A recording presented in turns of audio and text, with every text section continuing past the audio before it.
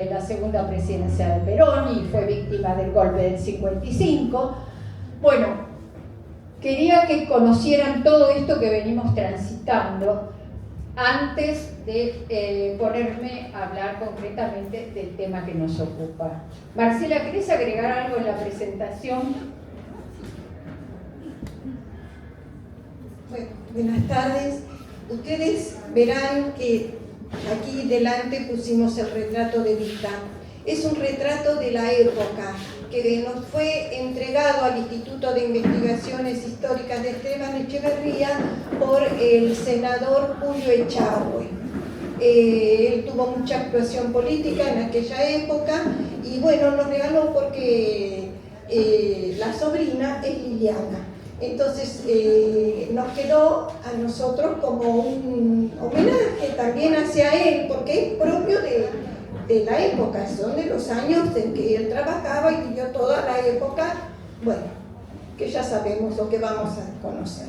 Y otra cosita más que quería señalar con respecto a símbolos, que tenemos puesta la no me olvides.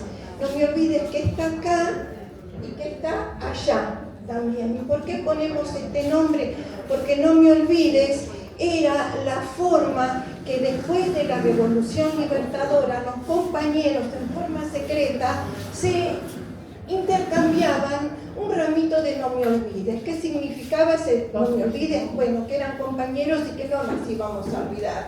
Y aparte se ponían en lugares digamos, específicos, se ponía por ahí en un ministerio, en una casa, en la casa donde antes ellos habían vivido, en el Palacio Presidencial, en fin, en los sindicatos. Siempre había una forma de que esta no me olvides, esta florcita no me olvides, se repartiera. Bueno, nosotros la seguimos teniendo. La tenemos acá, la quisimos poner precisamente para explicar no me olvides. Bueno, vamos a organizarnos porque esto da para mucho y como tenemos un público tan nutrido, queremos aprovechar el tiempo. Vamos a hacer una reseña breve de lo que fue la vida de Eva Perón. La mayoría de los que están aquí presentes ya la conocen, pero tenemos que hacer ese recorrido. Y después nos vamos a dedicar a un aspecto, que es qué es lo que hizo Eva Perón para meter a las mujeres en la vida política de la Argentina. Y también, y esta es la segunda parte, qué mujeres en Esteban Echeverría, en décadas anteriores a la presente, ingresaron a la vida política, militaron, algunas fueron funcionarias, algunas fueron concejales electas, bueno, y siguiendo los pasos justamente de Evita. Me voy a ayudar con una cantidad de imágenes. Ustedes saben que Eva Duarte, dicen algunos que se llamaba, otros dicen que se llamaba Eva Ibarguren, igual que la mamá. Esta es una de las imágenes más antiguas que hay de Evita. Aparentemente es un carnaval de pueblo. Ella había nacido en Los Toldos, partido de General Viamonte.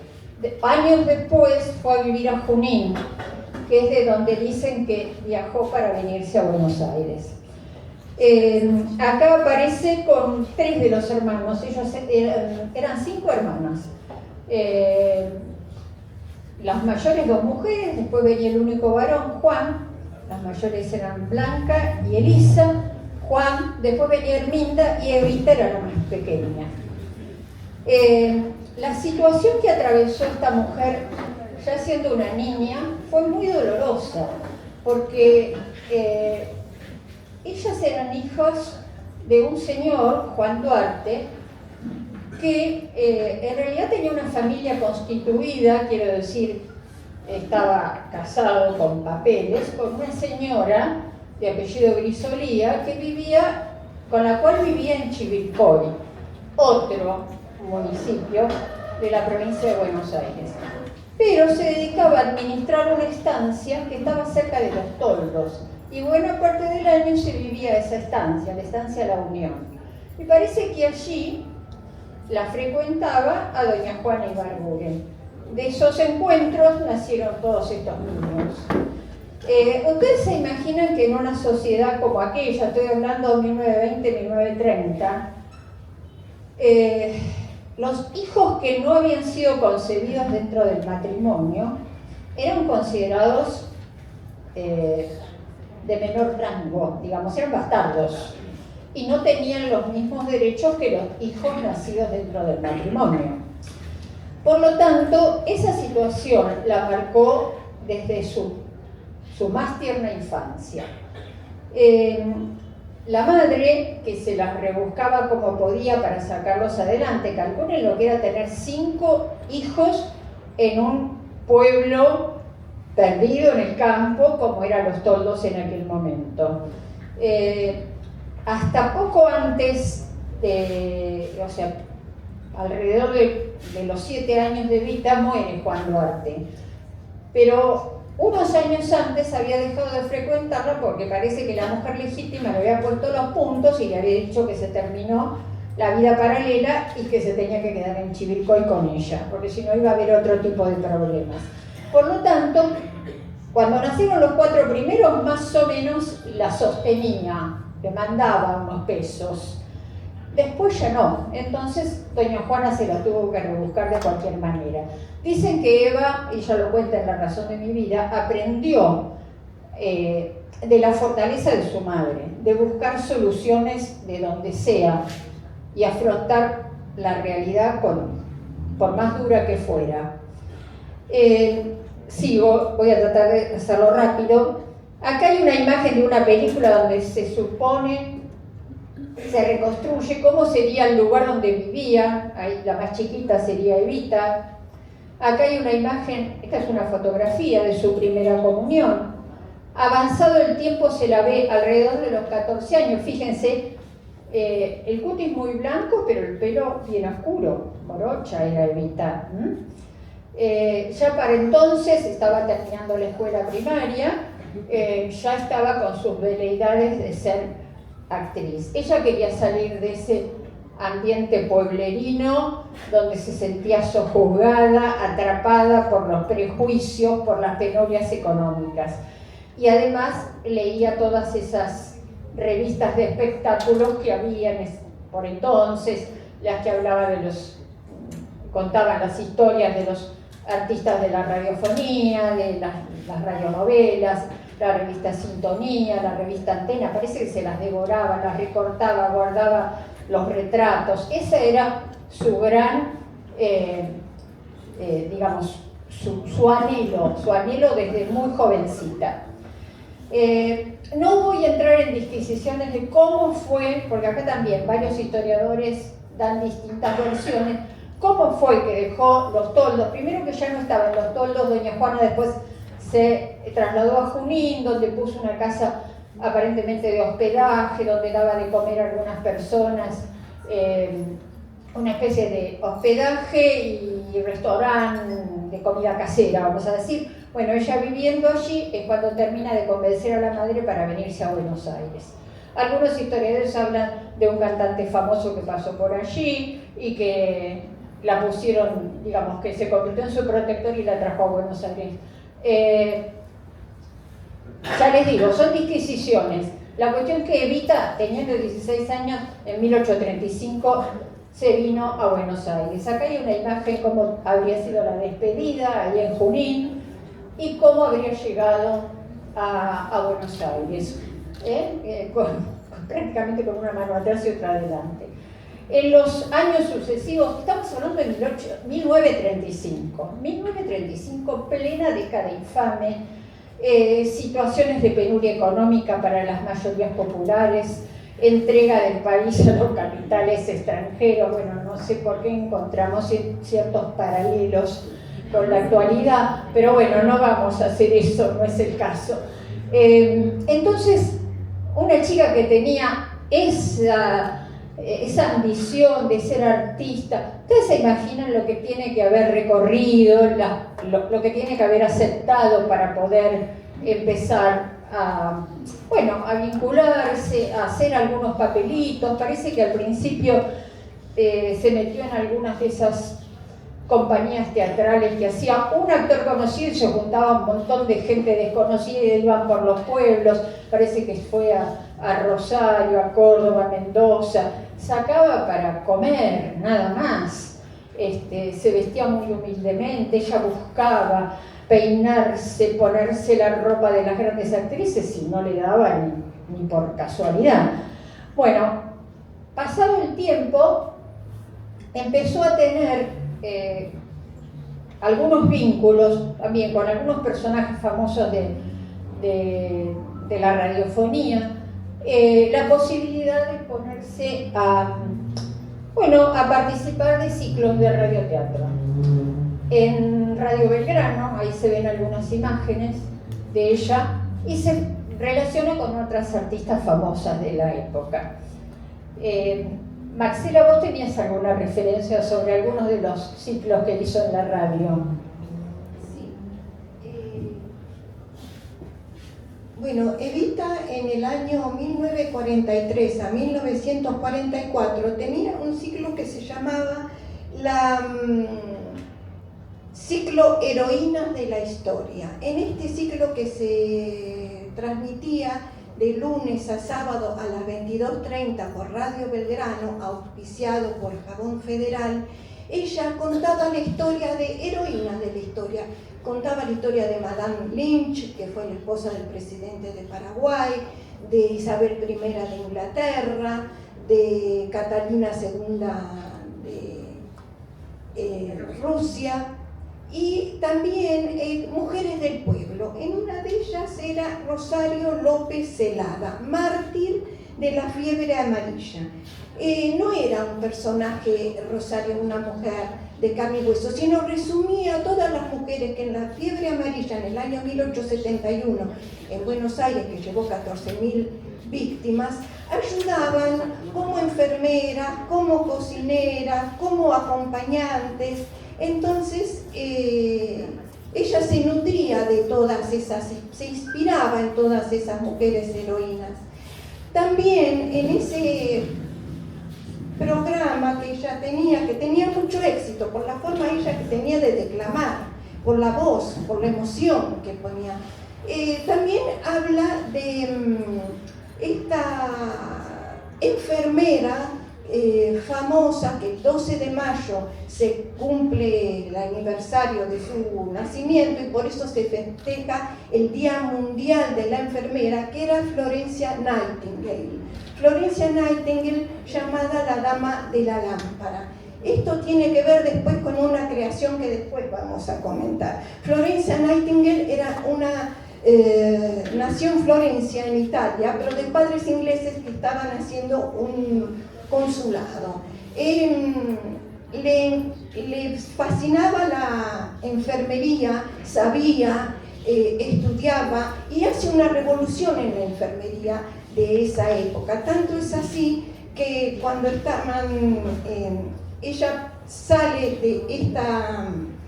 de Inglaterra, donde estaba estudiando, para ir a la guerra de Crimea. La guerra de Crimea se produjo en el año 1853 a 1856.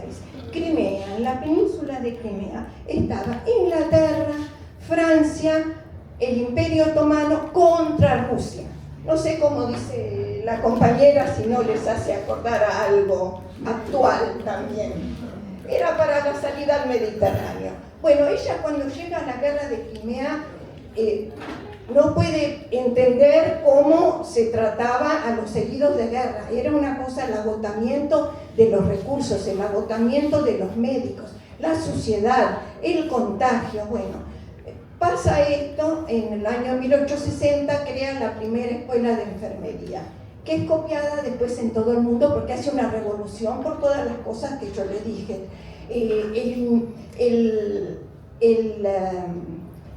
Abrir los hospitales, que entre aire, que entre sol, es tratar al enfermo como una persona. Esa consideración que se debía tener hacia el enfermo y no dejarlo ahí, bueno, todo eso inspira a Evita. Todas estas heroínas las inspiran. ¿No querés continuar? Después seguimos. Sí, nos pusimos de acuerdo porque si no las dos somos muy habladoras y para no superponernos un poquito cada una. Bueno, yo quería mostrarles esta imagen cuando ya logra, esto es a principios de la década del 40, ser tapa de una revista muy famosa en aquel momento, la revista Antena, los mayores se deben acordar. Y ya empieza a utilizar una ropa un poco más, digamos, no sé si de alta costura, pero más acorde a lo que se usaba, a lo que usaban las actrices en ese momento. Más serio, ¿no? El soporte, más elegante. En esa época también empieza a contactarse con algunos actores de cine que la convocan primero para papeles bastante insignificantes, o sea, era lo que se llamaba una actriz de reparto, que tenía apenas un parlamento en algunas secuencias. Ella era, como decía Marcela, a partir de esas obras digamos, sobre las mujeres ilustres que hizo en la radiofonía, aplicaba todos esos aprendizaje que ya desde la escuela primaria había tenido. Ella había estudiado declamación, que era el recitado, el imponer mucha emotividad al discurso, cosa que después va a utilizar también en sus mensajes políticos. Bueno, en el año 43 acá pasa algo que fue un golpe de Estado, pero que se llamó revolución, porque en realidad vino a sacar del gobierno al régimen oligárquico que había estado durante toda la década infame, y con un grupo de militares que apostaban a un nacionalismo económico, apostaban, por ejemplo, a que Argentina se mantuviera neutral en la Segunda Guerra Mundial que se estaba desarrollando. Por eso algunos los tildaron de fascistas, como que estaban apoyando al eje, o sea, a Italia y Alemania. En realidad no era eso, era tratar de que la Argentina aprovechara un momento en que estaba sacando de encima la pata que la aplastaba, que era la del imperialismo británico, porque Inglaterra estaba en guerra, entonces no podía comprar ni vender lo que siempre cómo nos había inundado nuestros mercados, y así no habíamos podido desarrollar nuestra industria. Bueno, justamente ese gobierno que surge del golpe del 43 apuesta a la industrialización, con un sentido nacional. Inclusive hay obras públicas que se empiezan a hacer a través de la intervención directa del Estado. Entre esos militares que estaban que toman en el poder hay un coronel, que es el que tiene la visión más social, digamos. Hay que lograr incorporar a todas esas masas de trabajadores que están viniendo del interior del país y que empiezan a trabajar en esas fábricas que se están creando. Bueno, hay que incorporarlas a los sindicatos, hay que sindicalizarlas y hay que darle una cantidad de beneficios que algunas agrupaciones políticas habían venido ofreciendo, pero que habían quedado en los papeles porque nunca habían obtenido mayoría en el Congreso como para que se convirtieran realmente en disposiciones vigentes. Me refiero a los socialistas, por ejemplo, que nunca habían logrado establecer los beneficios sociales que este gobierno militar empieza a otorgarles a través de la acción de este coronel, el coronel Juan Domingo Perón, que se hace cargo de la Secretaría de Trabajo y Previsión, que se crea pocos meses después del triunfo de esta revolución de 1943. Se suceden varios presidentes, Rawson por unos días, después Ramírez, después Farrell. Esa parte de la historia hoy no la vamos a contar porque no están los tiempos. Pero Evita, que en ese momento era una más o menos célebre actriz radiofónica, también se había interesado por asociarse con sus compañeros para crear una especie de sindicato de los trabajadores de la radio. Así que se empieza a conectar, lo conoce a Perón, no lo conoce personalmente, pero sabe de su accionar. Y logra además que ese ciclo del que hablaba Marcela, que había empezado antes de la Revolución del 43, y que muchos de esos ciclos que había en la radio este gobierno desde que vino a depurar la moral y las buenas costumbres, muchos ciclos los había suprimido. Por ejemplo, había las letras de tango, algunas letras de tango las había hecho cambiar o las prohibió, porque era como que ofendían al idioma. Bueno, ella logra a través de un compañero de ella del sindicato, Oscar Nicolini, que además el más allegado, el coronel Imbert, que era el que intervino en las radios. Bueno, logra que las mujeres ilustres sigan, y ella con más fervor que nunca interpretaba a esas mujeres heroínas de la historia. Y no va que la historia la pone ante una encrucijada. En enero de 1944 ocurre una tragedia que le cambia la vida para mal a la provincia de San Juan. O sea, hay un terremoto que prácticamente destruye toda la ciudad capital y el gobierno se interesa por ayudar a las víctimas. Y Perón, al frente de la Secretaría de Trabajo y Previsión, organiza con apoyo de los artistas, sobre todo de estos que están sindicalizados, colectas, y sobre todo hace un gran festival en el Luna Park para recaudar fondos para las víctimas del terremoto. Aquí que en aquella noche de enero del 44, y creo que tengo una imagen, estas son dos películas en las que actuó. Una es La cabalgata del circo, llegó a actuar ya como coprotagonista, y esta es La pródiga, que después les voy a contar qué pasó con esta película. Bueno, hay también una imagen, no sé si la voy a encontrar ahora, no la puse, qué lástima. Bueno, pero sigo con el relato. Hay muy pocas fotos del encuentro original porque después se reconstruyó esa escena, pero el verdadero encuentro entre Perón y Evita, donde ella es la que se le acerca, ¿no? Nunca se quedó atrás, ella fue de encarar las situaciones.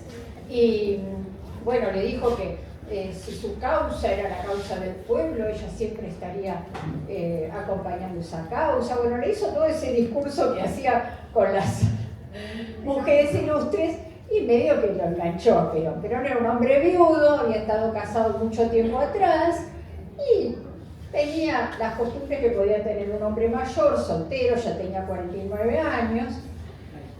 Y bueno, al poquito tiempo se ponen de novios, se van a vivir juntos, ¿no?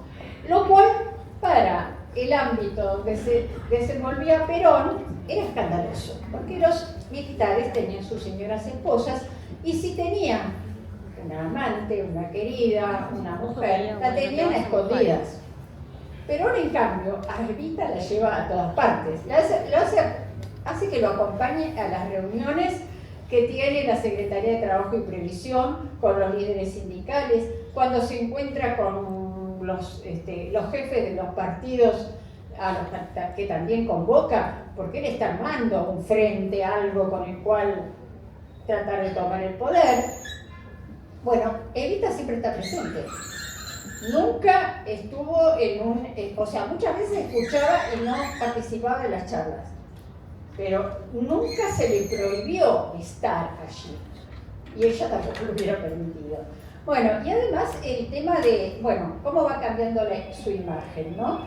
Ya en esta época, que ha tenido intervenciones en películas, con cierto éxito, eso le permite, primero se había mudado a un departamento alquilado en Barrio Norte y ahora se va a vivir con Perón, pero además se compra ropa de primera calidad, le gustaban mucho los sombreros, las alhajas, a ella le gustaba arreglarse, le gustaba verse bien.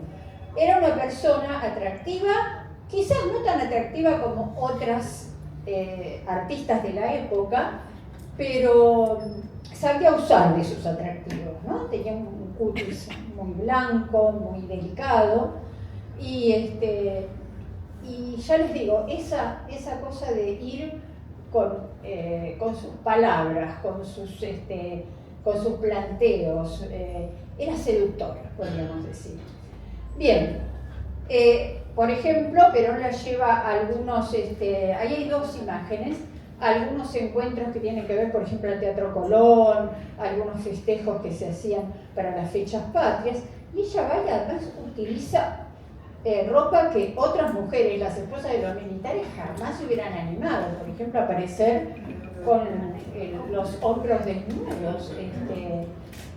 Había sido ya en ese momento criticada, pero las cosas que se decían de esta mujer, ya antes de ser la esposa de Perón, fueron terribles. Pero bueno, no vamos a entrar en ese detalle. La cuestión es que ocurre un hecho que todos ustedes conocen, que es el 17 de octubre del 45, cuando a Perón lo quieren desplazar del gobierno, cuando Farrell finalmente, accediendo a las presiones de una cantidad de hombres de armas, de la Marina sobre todo, no lo quieren más a Perón. Perón es una figura que para los sectores tradicionales es peligroso. Bueno, lo destituye, lo llevan a la isla Martín García, y ahí es cuando se produce esa movilización obrera descomunal, espontánea, que tuvo lugar el 17 de octubre de 1945. Evita no tuvo mucho que ver en eso, simplemente estaba padeciendo qué futuro le esperaba. Si Perón era no solamente destituido, sino que, podía quedar preso, ¿qué le pasaría a ella? Bueno, la cuestión que el 17 de octubre fue una carta que ganó Perón. Tal es así que ese mismo día, a las 11 de la noche, de los balcones de la Casa Rosada, lo llaman a la Casa Rosada para aquietar a todo ese pueblo que se había reunido en la Plaza de Mayo y no quería irse a otro lado hasta que el coronel no volviera. Bueno, les dice que va a seguir estando con ellos y que van a pedirle al gobierno militar que finalmente dé las elecciones. Perón quiere llegar al poder, pero quiere llegar por la vía legal. Entonces, ni bien pasa el 17 de octubre, hay un cambio en las autoridades del gobierno militar y se le empiezan a facilitar las cosas a Perón. Ya no se va a ir, como le había dicho en un momento a Evita mientras estaba en cautiverio, le escribe una carta, le había dicho, bueno, sí, si este infierno se termina, nos casamos y nos vamos a vivir al sur. Desaparecer de la escena. ¿Qué va a desaparecer de la escena si ahora se encontraba con que toda esa masa de trabajadores le estaba pidiendo que tomara las riendas de la situación? Entonces, mire lo que son las cosas. Apenas 5 días después del 17 de octubre, se van a Junín y en el registro civil de Junín se casan. El casamiento no había sido considerado anteriormente, ahora sí, ahora tenía que ser la señora del presidente Perón. Y ahí es donde parece que se cambia el apellido. O sea, Eva Duarte, o sea, se pide al registro civil que se le inscriba como contrayente como Eva Duarte, casada con Juan Domingo Perón. Fíjense cómo se da vuelta, el giro que da su vida. Bien, estas imágenes que van a ver, por supuesto tienen que ver con la militancia que ya empieza a ser contundente. Este retrato, esto es una pintura, se hizo posteriormente, cuando él lo muestra cuando él es presidente y ella con las galas acompañándolo. Y de allí en más, bueno, toda la campaña que ellos hacen. Perón recorre el país en un tren y ella va con él. O sea, el proselitismo lo hacen entre los dos. Ella se incorpora a las lides políticas, a la par de Juan Domingo Perón. Aquí hay una escena que no la pude poner en imágenes porque todos también creo que la conocen, pero no hay una fotografía. Ni bien asume Perón, mejor dicho. Había una costumbre que las esposas de los presidentes fueran las presidentas honorarias de la Sociedad de Beneficencia, que era una entidad benéfica que existía desde 1823, desde tiempos de Rivadavia. Por supuesto que era una entidad que sí hacía muchos eventos para recaudar fondos, pero donde en ningún momento se planteaba cambiar la vida de los indigentes, ¿no? Tirarle algunas cositas, siempre manteniendo esa condición. Las señoras de la clase alta que ayudan a la gente de la clase baja, manteniendo los escalones, ¿no? Bueno, hay un encuentro en la Casa de Gobierno al cual van las señoras de la Sociedad de Beneficencia. Hay una escena, no sé si vieron la película Eva Perón, donde Esther Boris hace el papel de Evita, donde se ve claramente lo que ella les dice. Ella es muy joven, le dicen, para ser presidenta de la Sociedad de Beneficencia. Bueno, pero puede ser mi madre. La madre, que era una mujer que había tenido 5 hijos sin estar casada, que eran el horror para esas mujeres. Bueno, no les gustó, bueno, no importa, la Sociedad de Beneficencia desde ahora queda eliminada. Para eso estamos nosotros, para eso está Eva Perón. Lo cual le va a significar que toda ese sector de la oligarquía, esas mujeres que se habían ufanado de ser caritativas, cristianas, y que ahora quedaban desplazadas, bueno, nunca se lo van a perdonar. Evita era así.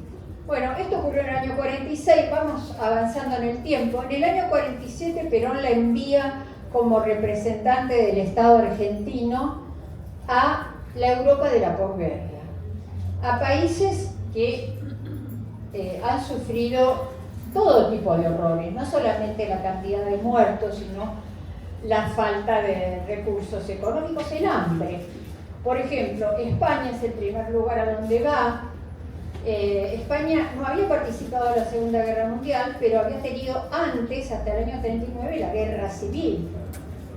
La brutal Guerra Civil Española, donde triunfó Franco, que era un poco la versión española de lo que fueron Hitler y Mussolini. En la Segunda Guerra, Hitler y Mussolini pierden la guerra, pero en España Franco se queda por 40 años. Y allí Evita, bueno, va, se luce como la mejor, va con su modisto, su peinador, todo su séquito de personas que la acompañan, se luce como la mejor. Pero, porque algunos dicen, sí, se fue a florear, a mostrarse como una dama que no era, los que la odiaban, los que la critican, dicen eso. En España, la mujer de Franco, Carmen Polo de Franco, le había diseñado todo un itinerario de visitar palacios y museos con las obras de arte de todos los tiempos, y ella le dice, no, yo lo que quiero es ir a ver los barrios obreros que hay acá en España y los hospitales. Y lo hace. O sea, va dejando una marca en los lugares a donde asiste. Ahí está, cuando la reciben, acá miren la multitud en la Plaza de Oriente, en Madrid. Después también va al Vaticano, tiene una entrevista con Pío XII. Acá no va como, no la reciben como representante oficial, sino que va como una peregrina, digamos, a visitar al Papa, en nombre, sí, del pueblo argentino. Bueno, vuelve y ya viene con la idea de llevar a cabo lo que podríamos llamar, lo que ella llama en realidad, la ayuda social directa. El gobierno de Perón estaba llevando a cabo una transformación económica muy profunda que estaba plasmada en lo que se llamó el primer plan quinquenal. Tampoco podemos acá desarrollar lo que fue el primer plan quinquenal, muchos de ustedes lo conocen. El Estado debía hacerse cargo de una cantidad de áreas que en otros momentos habían sido desarrolladas por capitales extranjeros, y ahora el país tenía que recuperar soberanía, entonces todo el sector energético, el sector de los transportes, todo eso va a pasar a manos del Estado, las obras públicas. Además, todo eso iba, bueno, desde ya la nacionalización del Banco Central para que hubiera créditos, nacionalización de los depósitos del Banco Central para orientar el crédito. No, acá esto lo tengo que decir, hay que decirlo, porque así después uno contrasta con lo que está pasando en el presente, ¿no? Me parece si ve la historia. Bueno, para que para que esos créditos fueran al desarrollo industrial. Surgen muchas industrias que van a estar orientadas al consumo interno y son las industrias que le van a dar trabajo a esa masa de trabajadores que habían venido del interior, que efectivamente acá les decían los cabecitas negras, ¿no es cierto? Los que en Buenos Aires, los habitantes de origen europeo los miraban despectivamente. Bueno, hacia ellos fue la mirada de Evita. Entonces, a medida que el plan quinquenal se instrumentaba, toda esa gente se iba a ir incorporando a los beneficios, se iba a sindicalizar, iba a tener la salud pública gratuita, la educación gratuita, una cantidad de beneficios, pero hasta que eso se instrumentara, estaba la penuria inmediata. Entonces, lo que hace Eva es organizar una entidad que no es gubernamental, es una fundación, la Fundación de Ayuda Social Eva Perón, para resolver esos problemas de la mujer que venía, porque se instala en un despacho donde había sido el Palacio de Correos, donde lo que después fue el CCK y ahora este gobierno lo llama Palacio de Libertad. Si alguna vez van allí, se puede visitar algo que nadie lo visita, el despacho original de Eva Perón. Este año fue con mis nietas, que están acá, a la Feria del Libro Infantil y recorrimos el despacho con el escritorio, el mobiliario. Allí Eva Perón recibía a todos los que necesitaban una ayuda ya. Uno que tenía, su mujer se estaba muriendo, no tenía ni para pagar los remedios, le daba una cama en un hospital. Una mujer que su esposo la había dejado, tenía 4 hijos, no podía salir a trabajar, le daba una máquina de coser para que trabajara desde la casa.